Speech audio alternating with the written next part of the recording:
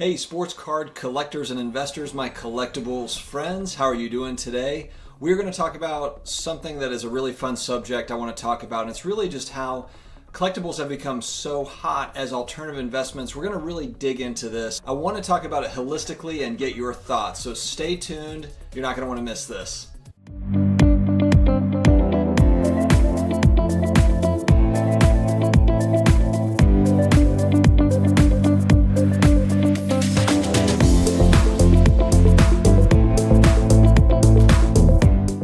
Hey guys, thank you very much for joining me again for another episode. If you have not subscribed yet, please do so. We come out with daily videos. We're talking about all the cool stuff, guys, all the stuff that you want to talk about. It's all the collectible stuff. It's stuff from our childhood. It's the 80s, 90s nostalgia stuff, 2000s, and maybe even, 50s, 60s, 70s. We talk a lot about vintage sports cards and vintage collectibles as well. So you have come to the right place for daily content. Please hit that subscribe button. 2020 has been a wild year. I mean, if you look at just everything going on in the world, everything that we have faced, but the thing that really stands out that is just unbelievable is the amount of investment that has gone into collectibles this year. And when I say collectibles, I mean, I'm talking about, graded sports cards, talking about graded video games, graded action figures, pop culture collectibles of all types. Are they all created equal? No. Are they, some of them are brand new markets. Some of them are highly, highly speculative. Even the established markets are highly speculative. I would consider sports cards to be a established market. They go back 120 years. But the reality is if you're buying and selling modern players that are rookies or you're a couple years in, it is fun, but it is speculation.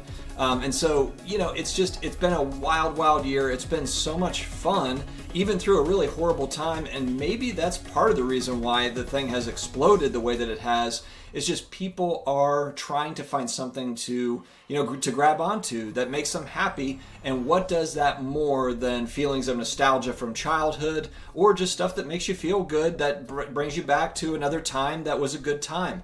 I think a lot of it is maybe some escapism that's going on. We're just trying to kind of get through just kind of an odd time in the world. And so collectibles investment has gone through the roof. And another thing that's really kind of interesting about it is it hasn't come at the expense of another market. And what I mean by that is the Dow Jones is at all-time highs. It's at 30,000, 29, 30,000. So it's not as if, the stock market came down and money was moved from the markets over to collectibles. I mean, if you look at, real estate is selling at all-time highs in many places. Everything is really, really high right now, which I don't really know how to think about that, to be honest. As an investor, it's kind of an odd place to be in, because as an investor, a lot of the ROI that you're making comes right from that purchase price, that initial purchase price. If you look at people that bought real estate back in the 50s or the 60s or the 70s that are sitting on real estate now, in many cases it's just appreciated. Same with stocks. If you got in the stock market in the 60s, 70s and you were betting on IBM and Apple and some of these wild tech companies, you'd be doing pretty good. Now, with that being said, there's a lot of companies that went out of business. There's still a ton of risks that goes along with that. And real estate has been up and down too over the years. But the point is, just with inflation and the way everything has gone over the last 50 years, everything is up in comparison to where it was, in most cases, I should say.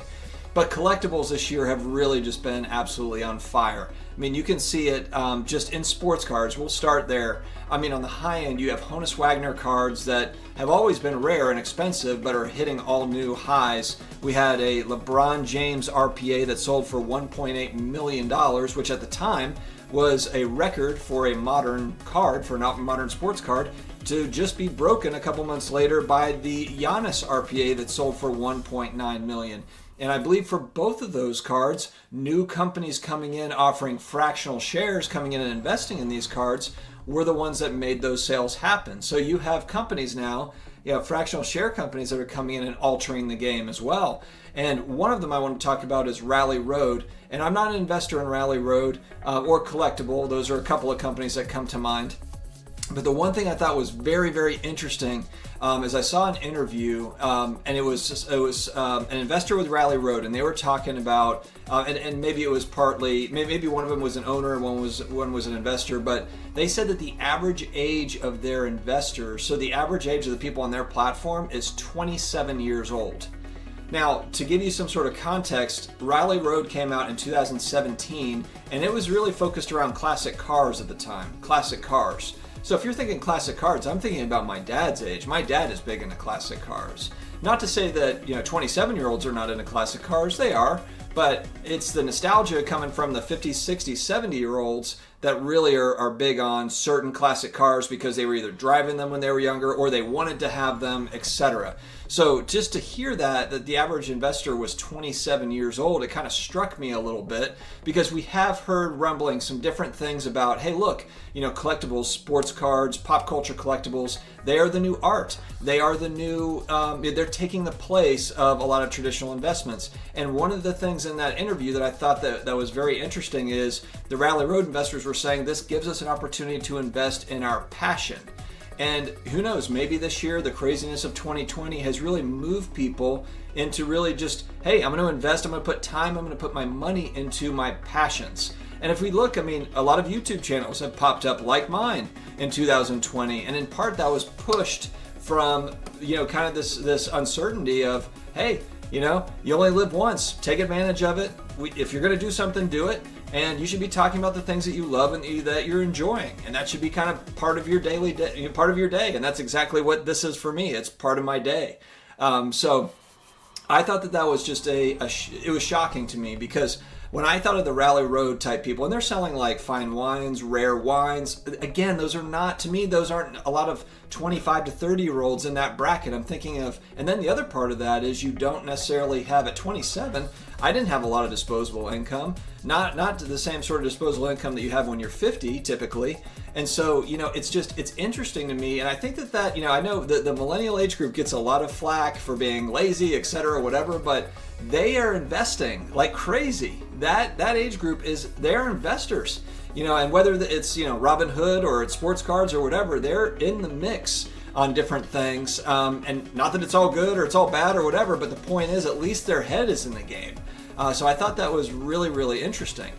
These fractional share companies, and I'm not in on any of them yet. I'm still kind of doing my due diligence, etc., but they're very interesting to me. But it just shows you, it just makes you question, is collectibles going to become a serious alternative investment asset class? And we're not just talking about sports cards. We had those sports card sales. There's, huge garbage pail kids cards. There was a Nasty Nick from 85 Series 1, that number one card. PSA 10 sold for almost $13,000 here recently. You're seeing classic cars that are selling at all-time highs. You're seeing Beanie Babies and Pogs coming back. Okay, not really. I had to throw them in, though. Wouldn't that be amazing?